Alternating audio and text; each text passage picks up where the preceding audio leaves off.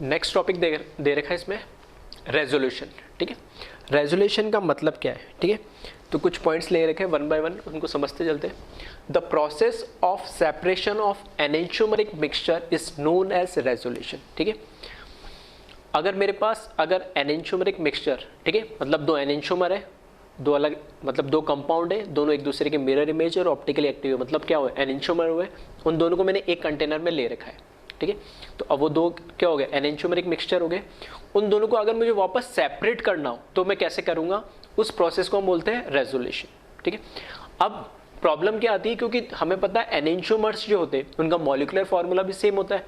ठीक है, और दोनों एक दूसरे के मिरर इमेज है, तो उनकी फिजिकल प्रॉपर्टीज क्या होती है, boiling point, melting point, refractive index, solubility, इस तरह की फिजिकल जो प्रॉपर्टीज है वो क्या होती है, सेम होती है।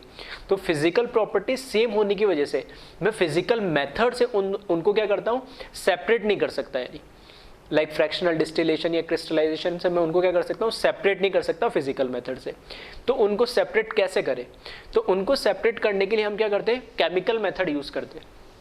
केमिकल मेथड मतलब हम क्या रिएक्शन मैकेनिज्म यूज करते हैं, और उसमें हम क्या करते हैं, ऐसा कंपाउंड ऐड करते हैं जो क्या करे, दोनों से रिएक्ट कर जाए।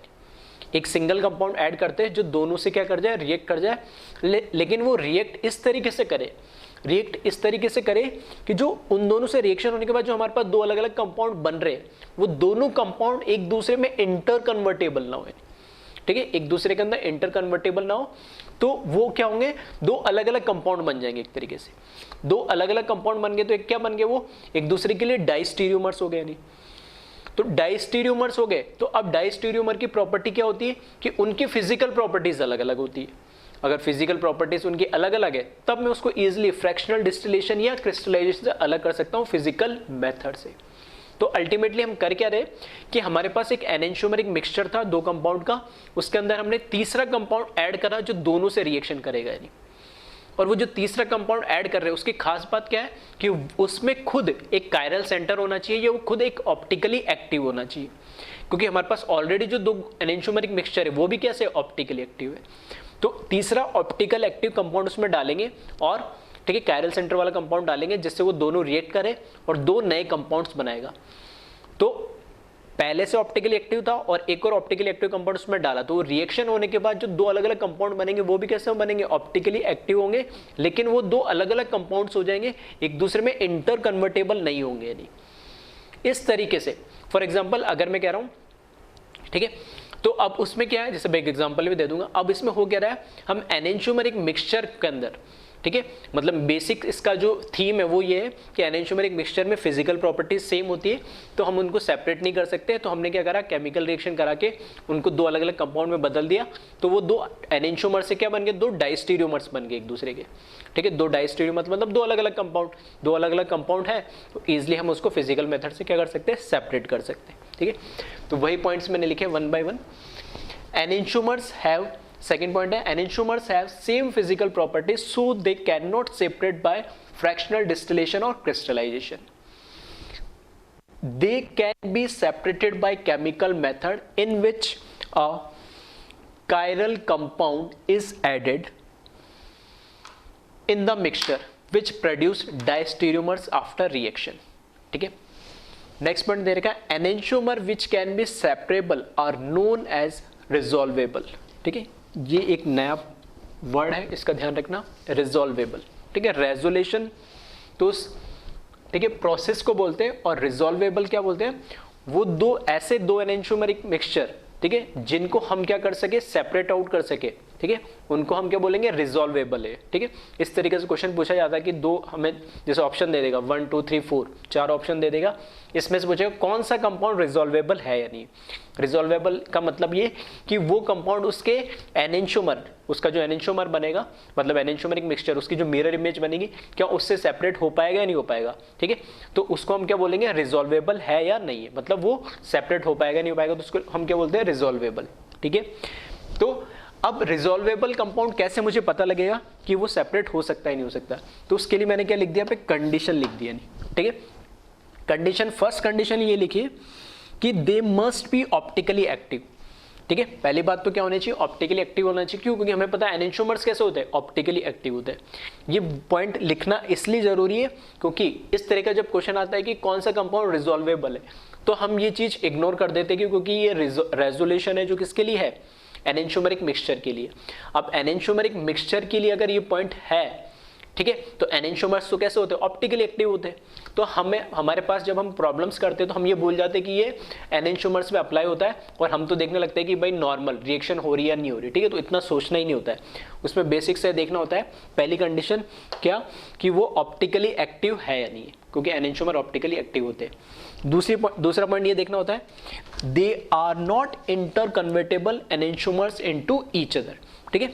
ऐसे एनेंटियोमर्स नहीं होने चाहिए जो क्या हो जाए एक दूसरे के अंदर इंटर कन्वर्टेबल ना हो, ठीक है। इसका एग्जांपल भी दूंगा, इंटर कन्वर्टेबल का मतलब क्या है, ठीक है। तो दो पॉइंट ध्यान रखना है, ऑप्टिकली एक्टिव होने चाहिए और एक दूसरे के अंदर इंटर कन्वर्टेबल नहीं होना चाहिए। मतलब ये नहीं कि एक एनेंटियोमर दूसरे एनेंटियोमर में अपना आप इंटर कन्वर्टेबल हो रहा है तो मैं फिर उसको सेपरेट ही कैसे करूंगा, नहीं, ठीक है। तो दो कंडीशन को फुलफिल करें तो ये जो प्रोसेस है रेजोल्यूशन, ठीक है, इसका एक एग्जाम्पल भी मैं दे देता हूँ ना। तो एक बार इसको कॉपी कर ले, वीडियो को पॉज करके इसको कॉपी कर ले और इसका एक एग्जाम्पल मैं लिख दे रहा हूँ, ठीक है।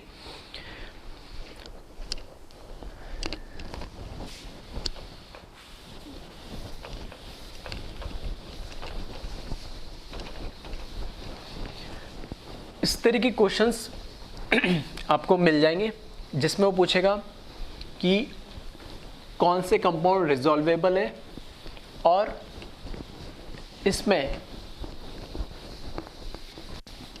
दो कंपाउंड देके पूछ लेगा कि इसमें ये रेजोल्यूशन वाला प्रोसेस पॉसिबल है या नहीं है, ठीक है। तो इसका एक एग्जांपल अगर मैं दूं तो मैंने मान लिया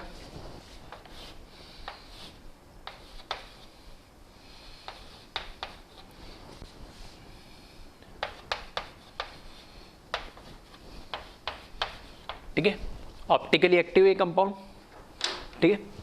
तो ये यहाँ पर कायरल सेंटर है तो ये कैसा है, ऑप्टिकली एक्टिव है। इसका मैंने एनेंटियोमर बनाया,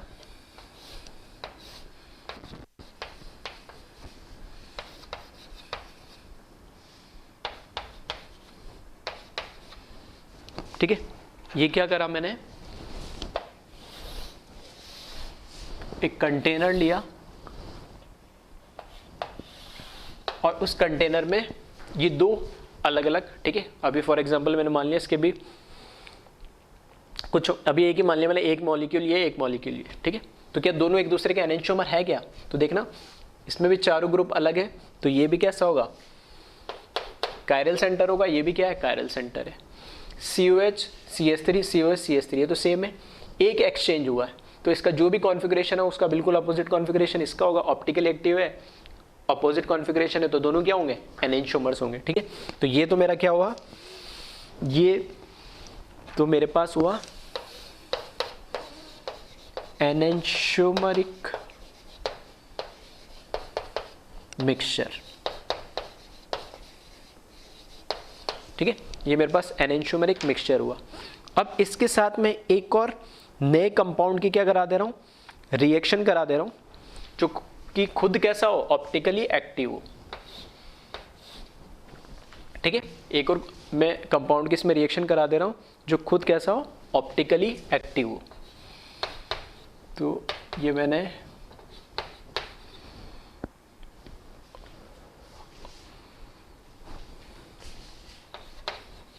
ये कंपाउंड ले लिया, ठीक है। इस कंपाउंड की मैं क्या करा रहा हूँ, रिएक्शन करवा रहा हूँ और यहाँ पर देखोगे तो ये भी कैसा है, ऑप्टिकली एक्टिव है, ठीक है। तो अभी रिएक्शन कैसे हो रही है उस पर नहीं जा रहे, मैं तो बस एक सिंपल ही बता रहा हूँ कि यहाँ से यहाँ से OH और इसका H और यहाँ से OH और इसका भी यहाँ से क्या H, ठीक है, H2 के फॉर्म में निकल जाएगा। और ये जो कंपाउंड है, ये कंपाउंड में क्या ले रहा हूँ, एक्सेस में ले रहा हूँ, एक्सेस में इसलिए ले रहा हूँ कि जितने भी मॉलिक्यूल्स होंगे वो सारे के सारे इसके साथ रिएक्ट करें। तो यहाँ पर इसके साथ भी रिएक्ट करेगा, ठीक है, एसिड बेस टाइप रिएक्शन देख सकते हो आप, इसके साथ भी रिएक्ट करेगा और इसके साथ भी रिएक्ट करेगा, दोनों के साथ रिएक्ट करेगा और ये जो कंपाउंड बनाएगा, ठीक है, तो ये कंपाउंड जो बनाएगा ये बना लेगा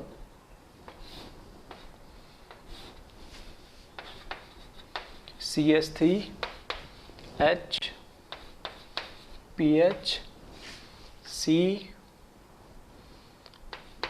डबल बॉन्ड, यहाँ पे भी PH और CH3 और H, ठीक है। यहाँ से OH और यहाँ से H, ये तो सेपरेट आउट हो गया, ठीक है। तो C डबल बॉन्ड O, एक O और आएगा, ठीक है, इस तरीके से। इसी तरीके से जब नीचे वाले कंपाउंड के साथ रिएक्ट करेगा तो ये कंपाउंड बनेगा CH3 PH H C double bond O और यहाँ पर PH H और CH3।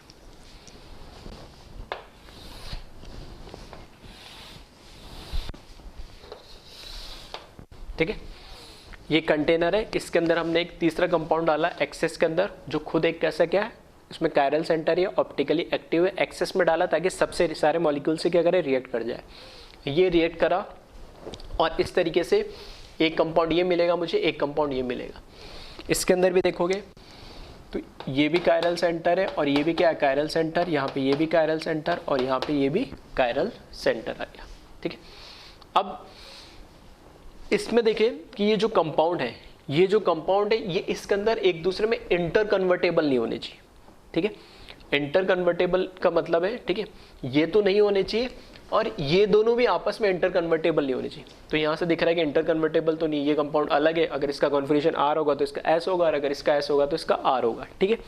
दूसरी चीज कि ये जो कंपाउंड बना है और ये कंपाउंड मिल रहा है, बिल्कुल मुझे क्या दिख रहे हैं, दोनों कंपाउंड अलग अलग दिख रहे हैं। हाँ, मॉलिक्यूलर फार्मूला दोनों का भले ही सेम होगा, ठीक है, मॉलिक्यूलर फार्मूला दोनों का क्या भले ही सेम है, लेकिन ये एक दूसरे के एनेंशियोमर तो नहीं ले कहीं से भी, ठीक है। चेक कर लेना, ये एनेंशियोमर्स नहीं है। तो अब ये किस में कन्वर्ट हो गए, डाइस्टीरियोमर्स में कन्वर्ट हो गए। तो यहाँ से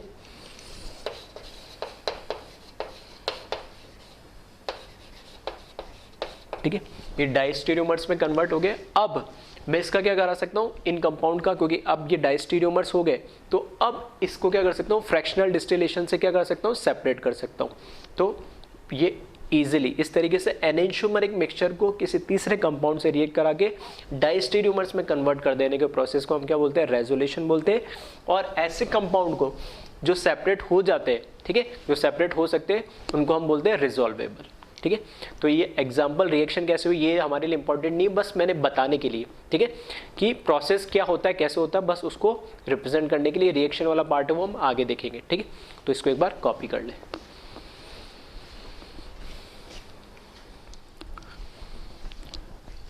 नेक्स्ट टॉपिक है अमाइन इन्वर्जन, ये इसको वॉल्डन इन्वर्जन भी कहते हैं, नहीं, ठीक है। अमाइन इन्वर्जन का मतलब क्या है, देखो अगर मैं बात करूँ नॉर्मल अमोनिया की, ठीक है, NH3 की, तो हमें पता है NH3 का स्ट्रक्चर कैसा होता है। NH3 का जो स्ट्रक्चर होता है वो होता है पिरामिडल, ठीक है, इस तरीके का स्ट्रक्चर होता है, लोन पेयर और 1 2 और 3 इस तरह के हाइड्रोजन होते हैं, ठीक है। इसमें इसका जो हाइब्रिडाइजेशन की बात करूंगा, ठीक है, तो हाइब्रिडाइजेशन क्या होता है, इसका sp3 हाइब्रिडाइजेशन होता है, सही है। 1 लोन पेयर और 3 सिग्मा बॉन्ड, तो sp3 हाइब्रिडाइजेशन है। और लोन पेयर होने की वजह से, ठीक है, हाइब्रिड ऑर्बिटल में होने की वजह से इसका स्ट्रक्चर कैसा हो जाता है, पिरामिडल, ठीक है। अब नॉर्मली क्या होता है, जो अमोनिया होता है, ठीक है, नॉर्मली क्या होता है, जो अमोनिया होता है वो रूम टेम्परेचर पे ही एक एनर्जी एक्वायर कर लेता है, जिसकी वजह से ये इस फॉर्म से, ठीक है, ये इस फॉर्म से किस फॉर्म में कन्वर्ट होता है,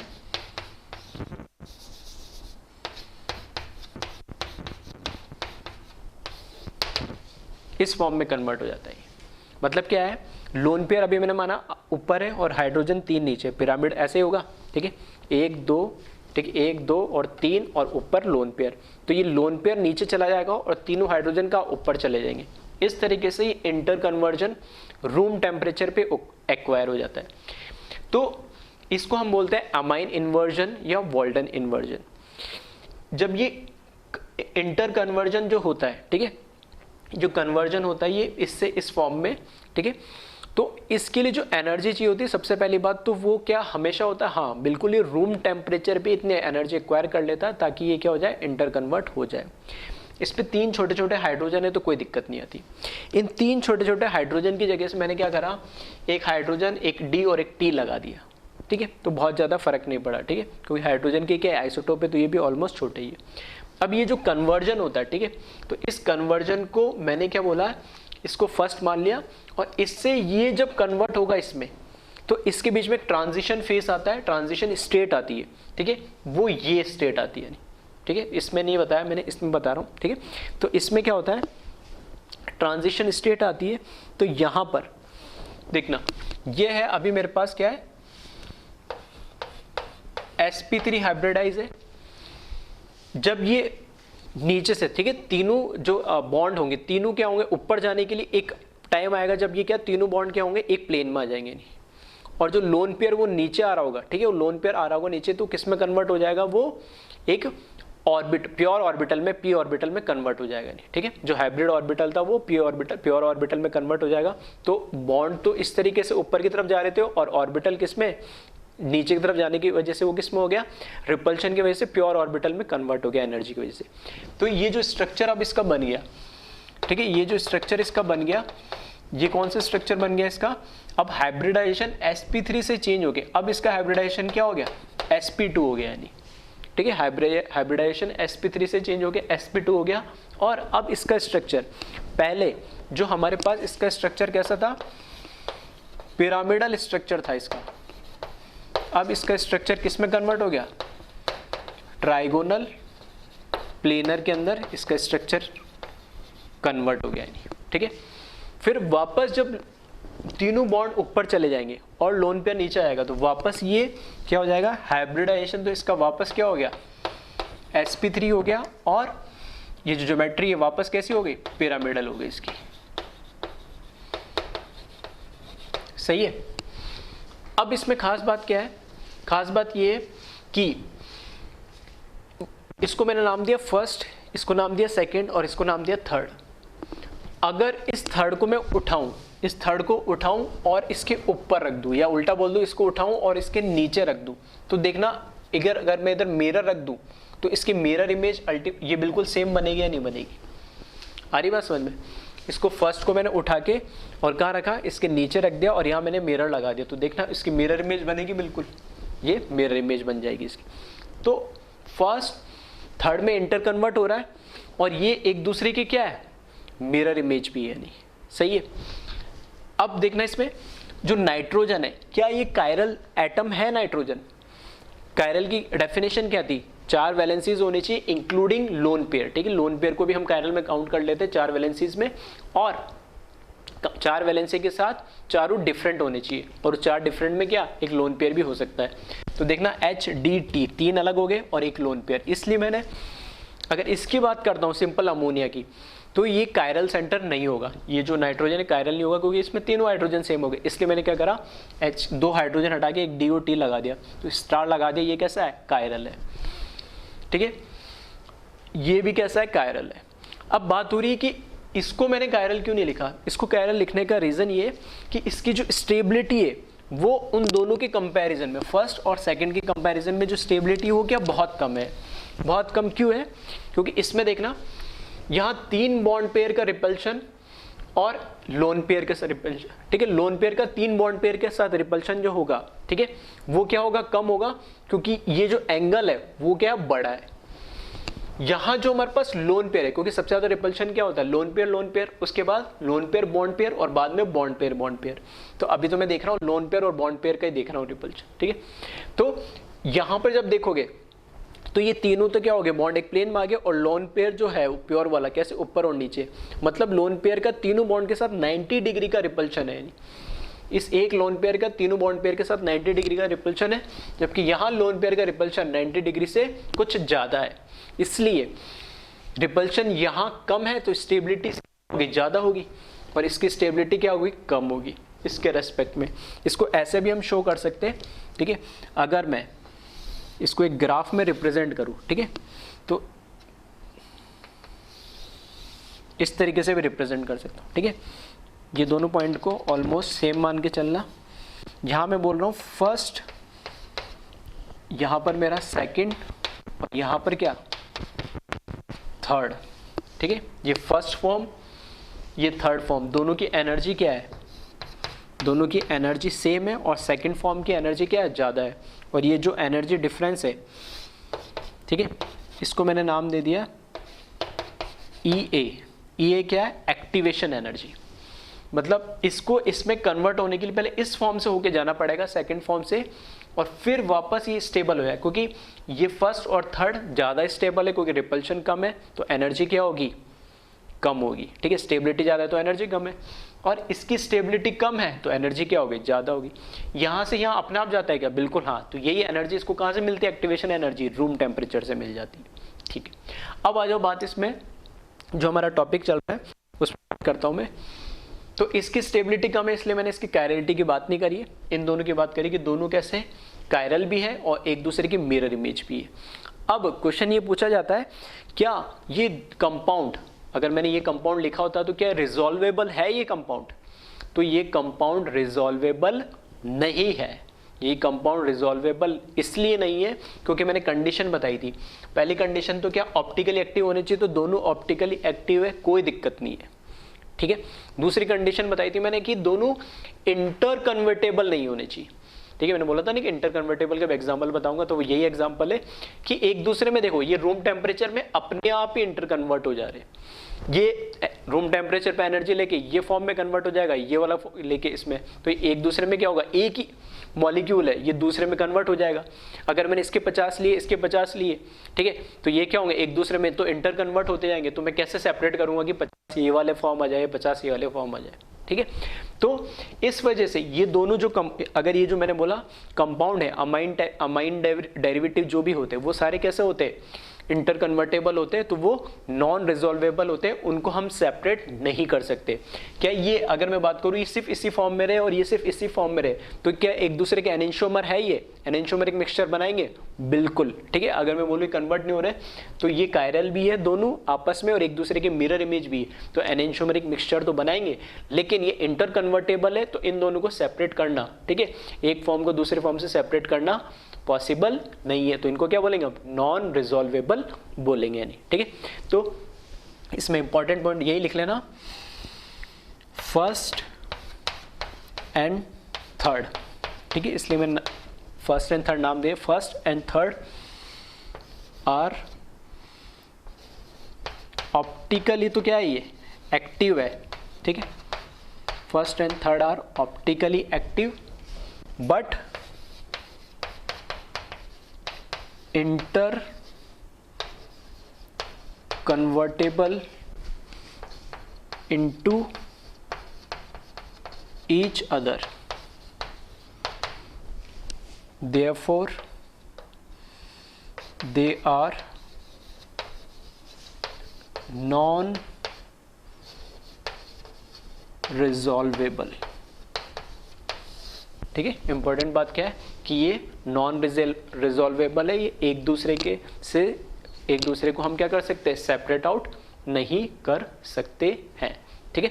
तो इस बात को ध्यान रखना, और इससे भी कुछ क्वेश्चंस है, ठीक है, वो भी हम देख लेते हैं। एक बार इसको जल्दी से क्या कर ले, कॉपी कर ले।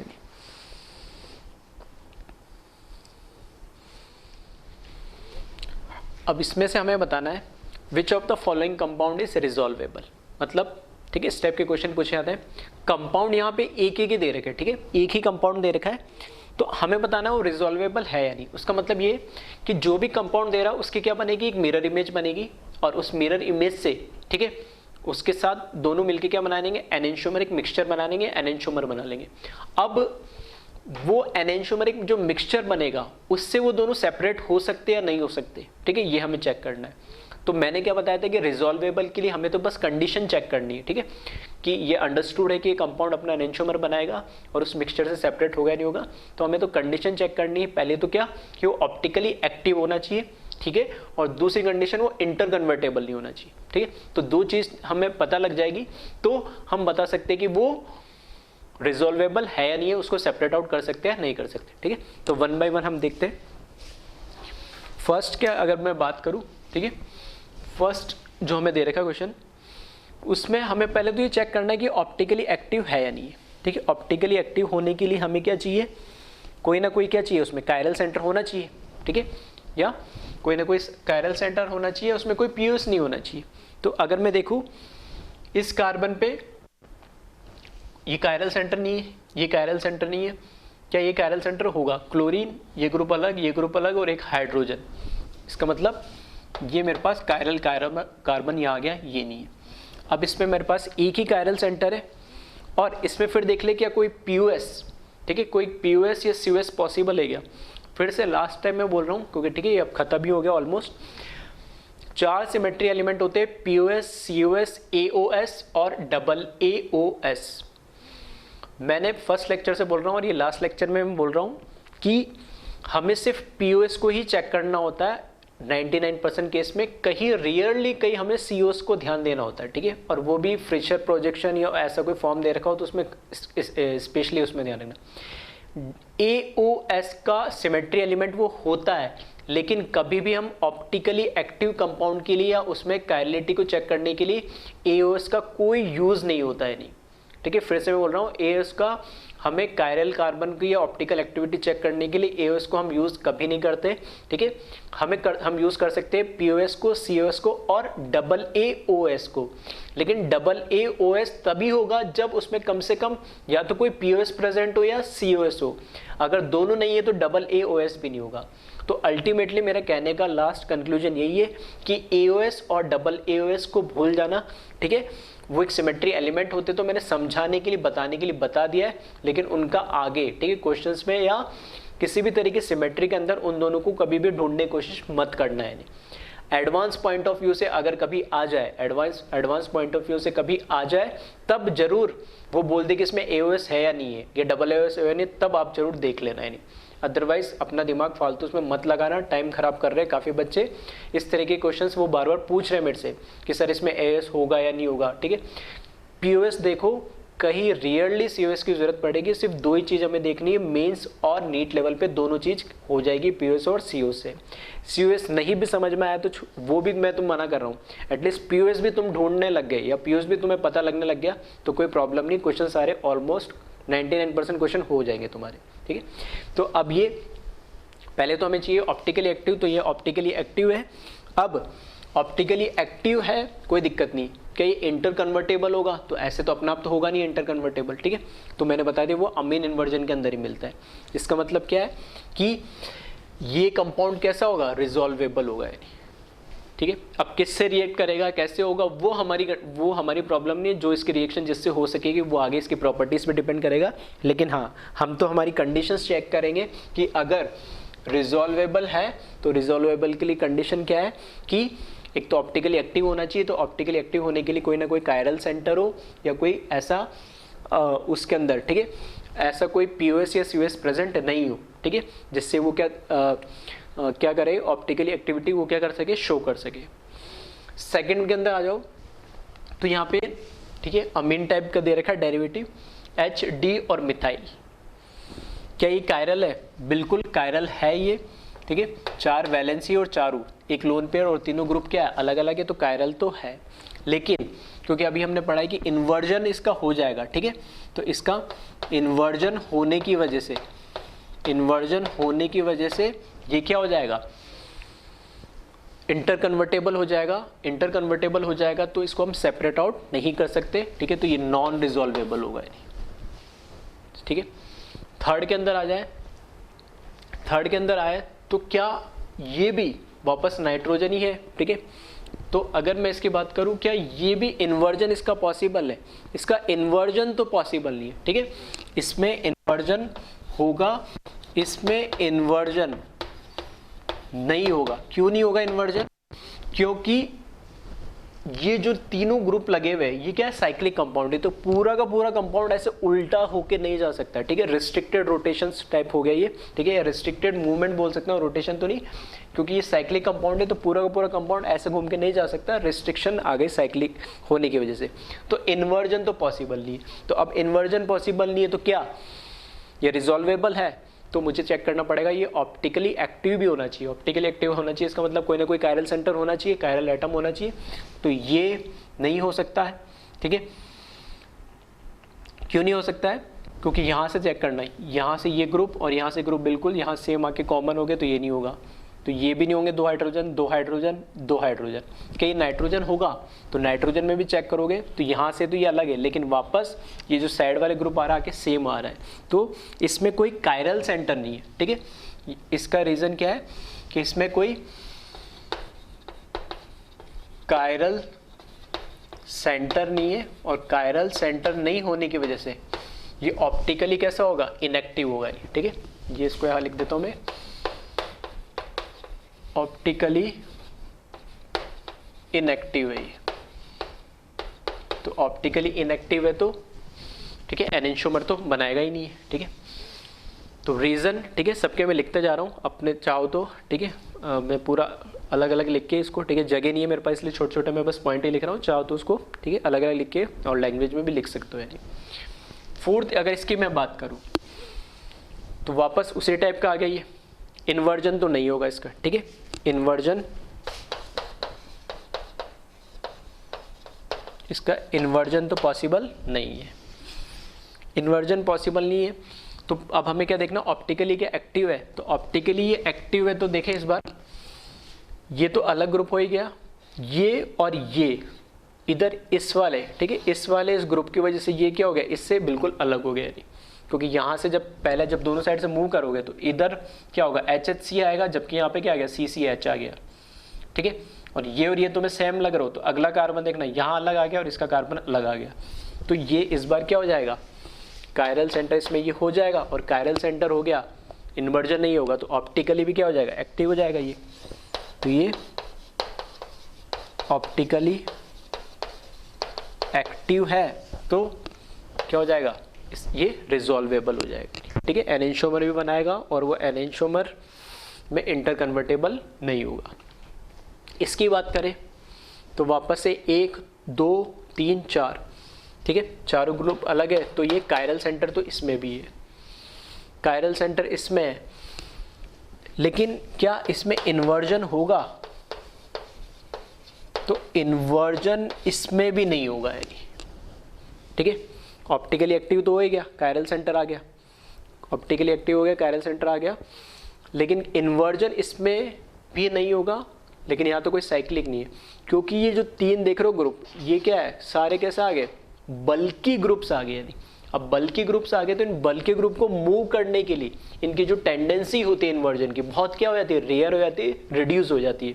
तो हम जब हमें ऐसे दिखे साइक्लिक कंपाउंड या ऐसे, ठीक है, ब्रांच फॉर्म में हमें बल्कि ग्रुप जब भी दिखेंगे तो हम क्या बोलेंगे, बल्कि ग्रुप की वजह से इसका इन्वर्जन नहीं होगा, और इन्वर्जन नहीं होगा तो, और ये कायरल सेंटर हो गया तो ऑप्टिकली एक्टिव हो गया, तो ये क्या हो जाएगा, इसका इस कंपाउंड का जो एनेंटियोमर होगा उसके साथ क्या होगा, ये रिजॉल्वेबल होगा, ठीक है।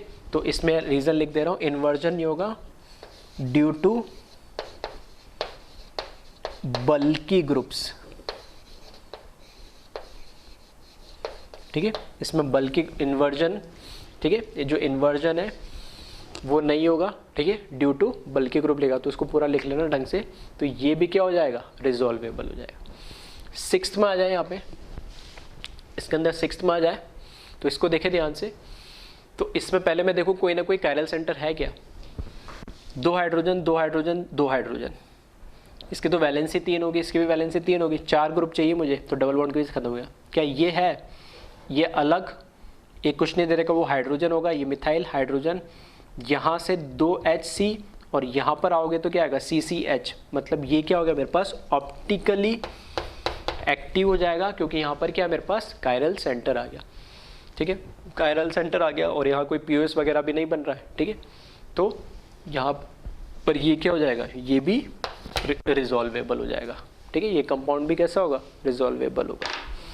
फिर लास्ट 7th पे आ जाए, ठीक है, इसमें बताए क्या ये कंपाउंड रिजॉल्वेबल होगा, तो कंडीशन चेक कर ले पहले तो ऑप्टिकली एक्टिव है क्या ये, 2 पाई बॉन्ड कॉन्जिक्यूटिव है, क्यूमिलीन नहीं है, ठीक है, 2 पाई बॉन्ड कॉन्जिक्यूटिव है, क्यूमिलीन है, तो कैसे होंगे ये टर्मिनल एटम इसके और ये टर्मिनल एटम दोनों परपेंडिकुलर प्लेन के अंदर होंगे। अगर ये दोनों, ठीक है, इवन नंबर ऑफ क्या है, क्यूमिलीन है, ठीक है, even number of pi bond है इसके अंदर, क्यूमिलीन के अंदर, तो ये दोनों जो एटम इस प्लेन में है, तो ये दोनों जो एटम होंगे वो इस प्लेन में होंगे। ये इसकी मिरर इमेज बनाता, अगर मैं ऐसे पीओएस लेता तो ये दोनों कट हो जाते, ठीक है, मतलब ये क्या होता इस तरीके से, अगर मैं इसको मान लेता हूँ बिलो द प्लेन, तो ये क्या होता आउटसाइड द प्लेन होता है इस तरीके से, तो उस प्लेन में तो ये कट जाते दोनों, ये सी भी कट जाते सारे कार्बन, लेकिन हाइड्रोजन के मिरर इमेज क्लोरीन नहीं बनेगी। सेम ऐसे कट करूँगा तो वही सेम चीज़ इनके लिए एप्लीकेबल हो जाएगी, मतलब इसमें कोई भी पीओएस या सीओएस पॉसिबल नहीं है, ठीक है, तो इसमें कोई कायरल सेंटर तो नहीं है, लेकिन मैं क्या बोल सकता हूँ स्टीरियोजेनिक सेंटर आ गया इसमें। स्टीरियोजेनिक सेंटर मतलब ये पूरा मेरे लिए क्या है, एक स्टीरियोजेनिक सेंटर आ गया है। इसकी वजह से ये कंपाउंड कैसा होगा, ऑप्टिकली एक्टिव होगा, जरूरी नहीं कायरल एटम ही हो, सब में मुझे क्या मिले कायरल, इसलिए मैंने एक एग्जांपल एक्स्ट्रा लिया इसमें, क्योंकि मैं कायरल एटम भी नहीं बोल सकता हूँ, एक स्टीरियोजेनिक सेंटर होना चाहिए जिसकी वजह से क्या ऑप्टिकली एक्टिव हो, तो ये आउट ऑफ द प्लेन होगा, कोई पीओएस या सीओएस नहीं होगा, तो ये ऑप्टिकली कैसा होना चाहिए, एक्टिव होना चाहिए। ऑप्टिकली एक्टिव है तो फिर ये क्या हो जाएगा, रिजॉल्वेबल हो जाएगा, ठीक है। तो यहाँ पर मैं लिख देता हूँ ये ऑप्टिकली एक्टिव होगा, ठीक है, क्योंकि ये पूरा जो ग्रुप है ये क्या है, एक स्टीरियोजेनिक सेंटर हो गया इसके लिए। तो इस तरह के क्वेश्चंस आपको काफ़ी मिल जाएंगे जिसमें अलग अलग कंपाउंड दे रखे होंगे, और उन कंपाउंड्स के अंदर, ठीक है, उन कंपाउंड्स के अंदर मुझे क्या दे रखा होगा कि मुझे या तो देखना होगा कायरल सेंटर है, कायरल सेंटर नहीं है तो ये देखना होगा कि इन्वर्जन हो तो नहीं रहा, इन्वर्जन की कंडीशंस काफ़ी सारी चीज़ आ गई, तो ध्यान रखना। बल्कि ग्रुप में इन्वर्जन नहीं होगा, साइक्लिक कंपाउंड में अगर नाइट्रोजन लगा हुआ है तो भी इन्वर्जन नहीं होगा, बस देख लेना वो नाइट्रोजन कैसा हो, कायरल होना चाहिए, ठीक है, तभी वो रिजॉल्वेबल होगा। और दूसरी टाइप, इस टाइप की भी आपको कंपाउंड मिल जाएंगे जिसके अंदर हमें स्टीरियोजेनिक सेंटर देखना पड़ेगा, जिसकी वजह से क्या ऑप्टिकली एक्टिव हो, मतलब कोई भी पीओएस या सीओएस नहीं उस कंपाउंड में, तो ऑप्टिकली एक्टिव ही होता है, जरूरी नहीं है कि कायरल सेंटर हो ही हो, ठीक है। ऐसा कोई भी कंपाउंड आपको दे दे जिसमें कोई सिमेट्री एलिमेंट नहीं हो तो वो ऑप्टिकली एक्टिव होगा, सिंपल सी बात, ठीक है। तो इस तरीके से इसको ऐसे क्वेश्चन भी आपको मिल जाएंगे, तो एक बार इसको कॉपी कर ले और ध्यान से एक बार वापस टॉपिक को पढ़ लेना है।